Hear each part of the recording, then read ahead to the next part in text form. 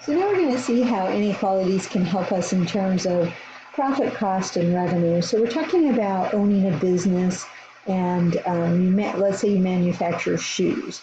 And so you have certain costs that come to make the shoes. You got to buy the leather. You got to buy, what else goes into a shoe? But, rubber or whatever cloth, canvas, whatever cost you have to make shoes. And then you got to pay your employees, you got to pay for the factory and the overhead and things like that. So it costs to make, the cost is what it costs to make the product, okay? So cost to make the product.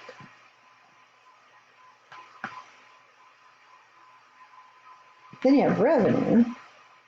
Revenue is your income. Well, that's what you're getting in. So that's your money coming in. Let's say that one. And so it's usually, how much you charge for the shoes. Say you charge $100 for the pair of shoes, and then times how many shoes you make. Or so. How many shoes you sell. Okay? Profit is equal to, that's how much money you're actually making. So you take the revenue and you subtract the cost. And that's what profit equals, okay?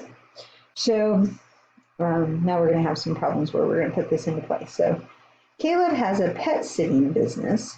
He charges $32 an hour. So this is going to be his revenue per hour, okay? His monthly expenses are $2,272. So this is the expense or the cost.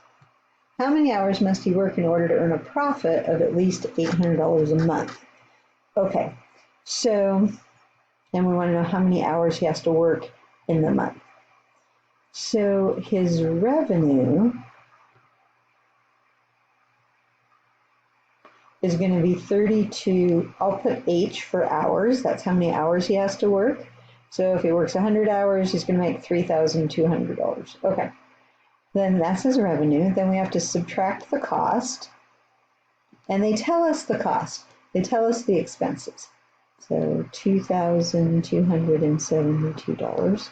And he wants to earn a profit of at least $800 a month. So we want that revenue minus cost to be greater than or equal to $800. Okay. So there's your inequality. We're going to go ahead and add the 2,272. So we get 32. 32. H has to be greater than or equal to 3072. And then we're going to divide by 32. Okay. And what do we get? Let's see if we get a nice number here. H has to be greater than or equal to, turn on my calculator, 3,072 divided by 32. 96. So he needs to work 96 hours. So Caleb needs to work at least 96 hours. That's a nice little problem. Okay. Now we have Brenda. Brenda's best friend, did I put a box around my answer? There. Brenda's best friend is having a destination wedding, and the event will last 3 days. Brenda has $500 in savings, and she can earn $15 an hour babysitting. She expects to pay $350 in airfare, $370 for food and entertainment, and $60 a night for her share of a hotel room. Well, now this is an interesting problem. How many hours must she babysit to have enough money to pay for the trip? Okay, so she's going to make $15 an hour. So 15 times H, that's how much money she's going to make. And she needs to make enough money. So she's got to go greater than or equal to her expenses, right?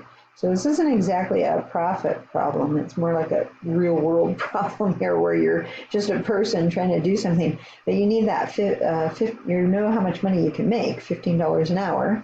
And now what are her expenses going to be? What do we need it to be greater than or equal to?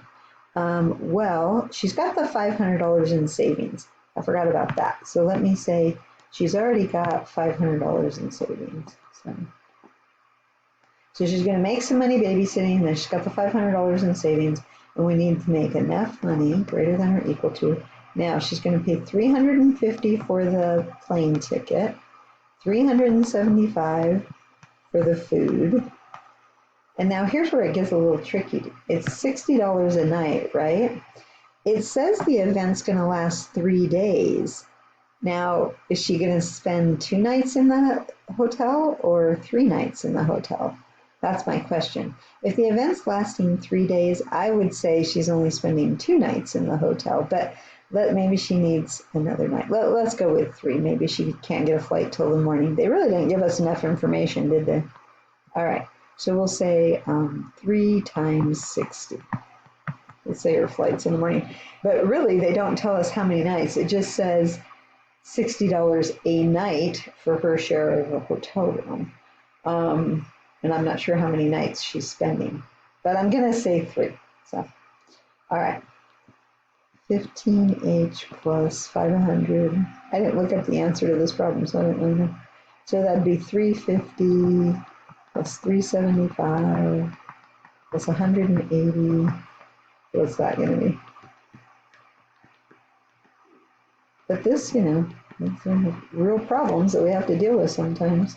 So you got 350 plus the 375 plus the 180. I really don't know. Maybe she's only spending 2 nights, but I'm getting 905. We'll see if it works out nicely. Okay, so subtract the 500 because she's already got that. That's the savings. There's other ways you could do this problem, but here's how we kind of look at it in terms of the inequality here. 405. And then divide by 15. And so she needs to work 27 hours. Okay. So how many hours must she babysit to have enough money to pay for the trip? She needs to babysit